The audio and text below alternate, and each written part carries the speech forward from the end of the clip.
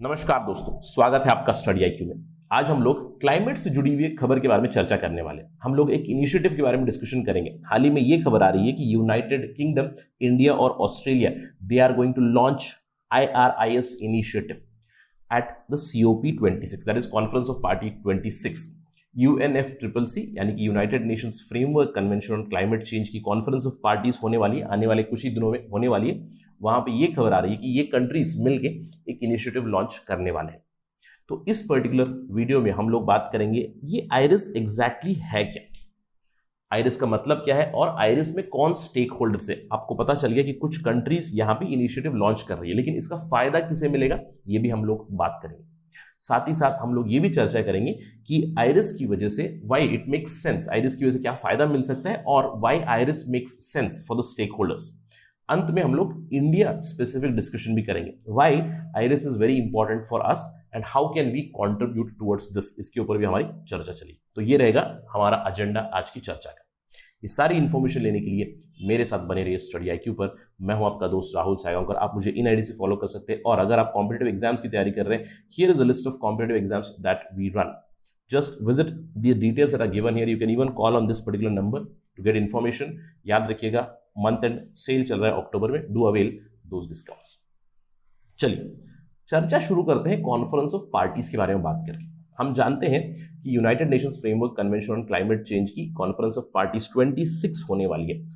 अभी आगे अक्टूबर 31 से 12 नवंबर तक होने वाली। इसके ऊपर हमारी कड़ी नजर रहेगी। इसके ऊपर कोई भी डेवलपमेंट आएगी तो will cover it as soon as possible on Study IQ. लेकिन आपको ध्यान रखना है, ये जो कॉन्फ्रेंस ऑफ पार्टीज होने वाली है, it is going to happen in Glasgow in United Kingdom, यानी कि यूके इसका होस्ट है in partnership with Italy.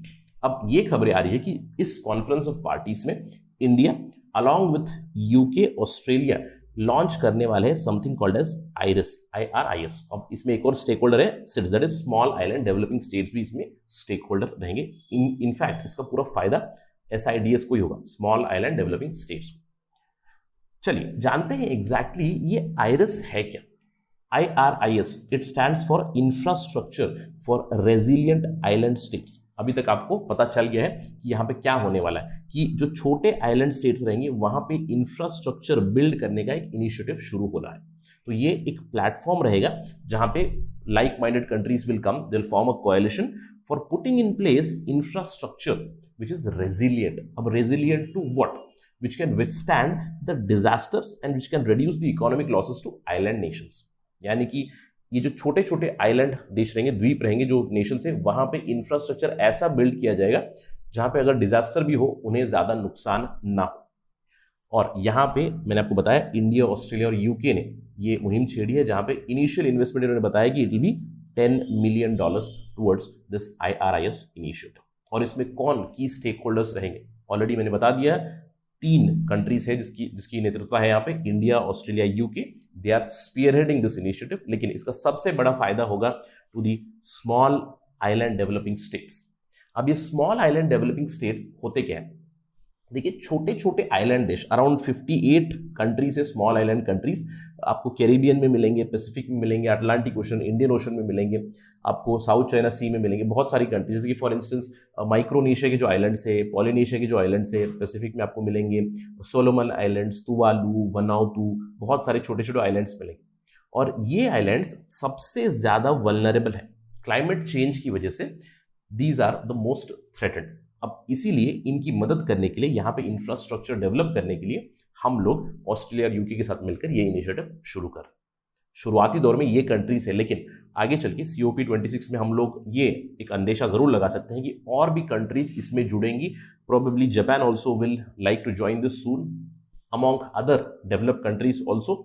If not join formally, they can at least contribute money to this particular initiative.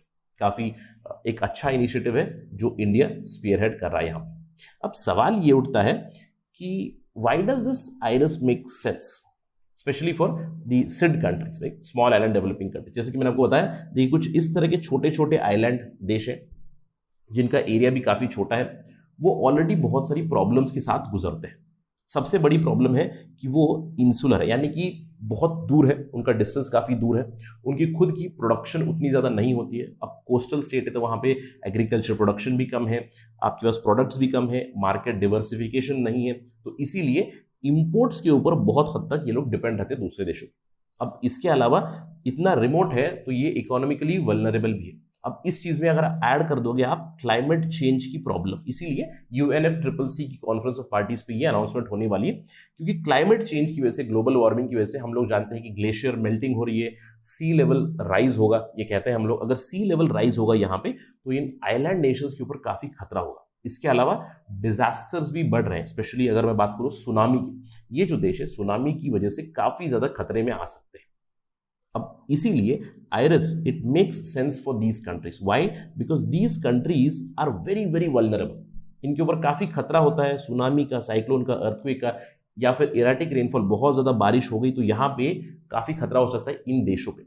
In fact economist ये कहते हैं कि हर साल इन देशों का जो खतरा है इकोनॉमिक पर्सपेक्टिव से अगर हम लोग देखेंगे 1 to 10% of their GDP losses यहाँ पे होते हैं because of climate change and climate change induced disasters.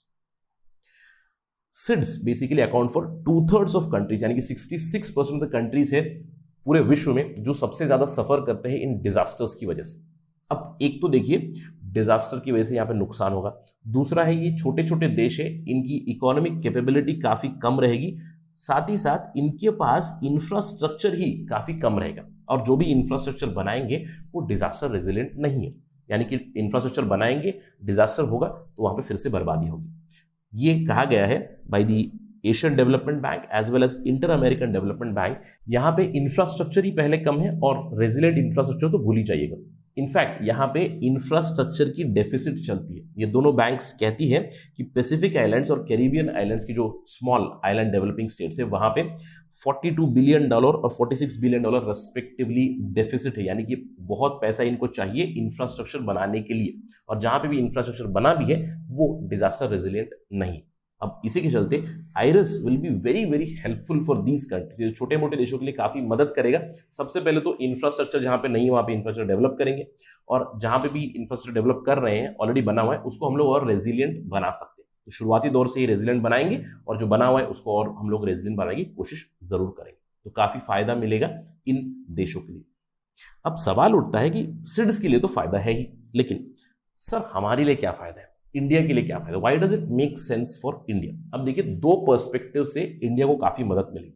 अगर हम लोग मैक्रो लेवल की बात करें तो इस चीज से इंडिया अगर इस चीज को स्पीयरहेड कर रहा है तो हम लोग क्लियरली ये बता सकते हैं कि ग्लोबल लेवल पे हमारी इमेज काफी पॉजिटिव होने वाली है।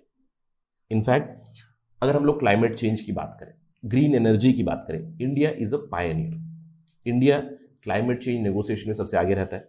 India common but differentiated responsibilities को भी बढ़ावा देने की कोशिश करता है। साथ ही साथ हम लोगों ने अपनी INDCs अनाउंस की हुई है, हम लोगों ने इंटरनेशनल सोलर अलायंस अनाउंस की हुई है। तो we are doing very good in terms of climate change and fighting against climate change, adaptation और मिटिगेशन करने की कोशिश कर रहे हैं। आपको याद होगा 2 साल पहले 2019 में Indian prime minister Narendra Modi he launched coalition for disaster resilient infrastructure CDRI। हम लोगों ने यूनाइटेड नेशंस एक्शन समिट पे, UN की क्लाइमेट एक्शन समिट पे इसको अनाउंस किया था 2 साल पहले, और अभी भी हम इसके को-चेयर हैं, राइट। और ये जो इनिशिएटिव है ये एक multi stakeholder global partnership है जिसमें गवर्नमेंट्स इन्वॉल्व है, UN एजेंसीज इन्वॉल्व है, आपको इंटरनेशनल फाइनेंशियल बैंक्स हो गई, आपके IMF, वर्ल्ड बैंक, UNDP इसमें इन्वॉल्व है, दूसरी NGOs भी इसमें इन्वॉल्व है। तो ये सब मिलकर एक प्लेटफॉर्म प्रोवाइड करते हैं कि coalition for a disaster resilient infrastructure बनाए, ताकि दूसरे देशों में हम लोग इंफ्रास्ट्रक्चर और रेजिलिएंट बनाए। इनफैक्ट मैंने कहा आपको कि हम इसके को-चेयर हैं CDRI के, और को-चेयर बनने के तहत हम लोगों ने already in small island developing states की काफी मदद की है। अभी तक ये कहा जाता है कि 78 राउंड्स ऑफ कंसल्टेशन हो चुकी है among these small island developing states. किस तरह की कंसल्टेशन हो चुकी है, कैसे वो लोग अपना इंफ्रास्ट्रक्चर और रेजिलिएंट बना सकते हैं, यानी कि अगर अर्थक्वेक हो तो कैसे रेजिलियंट बिल्डिंग्स बनाएं, साइक्लोन प्रूफ कैसे करें, building codes, resilient buildings code कैसे लाएं, इंस्टीट्यूशनल कैपेसिटी कैसे एनहांस करें। इनफैक्ट इंडिया का खुद का अगर हम लोग डिजास्टर मैनेजमेंट का ट्रैक रिकॉर्ड देखें पिछले कुछ सालों स्पेशली एक दशक से काफी अच्छा है। मैं कहूँगा cyclone management has been very very decent in India. तो India can help with their experience. In fact यहाँ पे जो नॉलेज आई है with respect to infrastructure projects वो काफ़ी मदद करे, क्योंकि बहुत सारा मनी इन्वॉल्व है। अभी फिलहाल हम लोगों ने $10 मिलियन यहाँ पे प्लेज किया हुआ है 3 देशों ने मिलकर। आगे चल के और भी यहाँ पे फंडिंग आ सकती है और इस फंडिंग को अच्छे से इस्तेमाल करना है। और अच्छे से अगर क्लाइमेट रेजिलियंट हमें इंफ्रास्ट्रक्चर बनाना है इन कंट्रीज में तो इंडिया काफ़ी मदद कर सकता है। सो ग्लोबली हमारी इमेज एनहांस होगी और हमारी खुद की जो नॉलेज है with respect to this resilient infrastructure इससे भी इन कंट्रीज को काफ़ी मदद मिलेगी। So this IRIS does make sense not just for the SIDS but it make sense for India as well. अगर IRIS के ऊपर कोई और खबर आएगी at the COP26 we will bring it you as soon as possible on study IQ। That is it right now from my side. Thank you for watching this video. जय हिंद।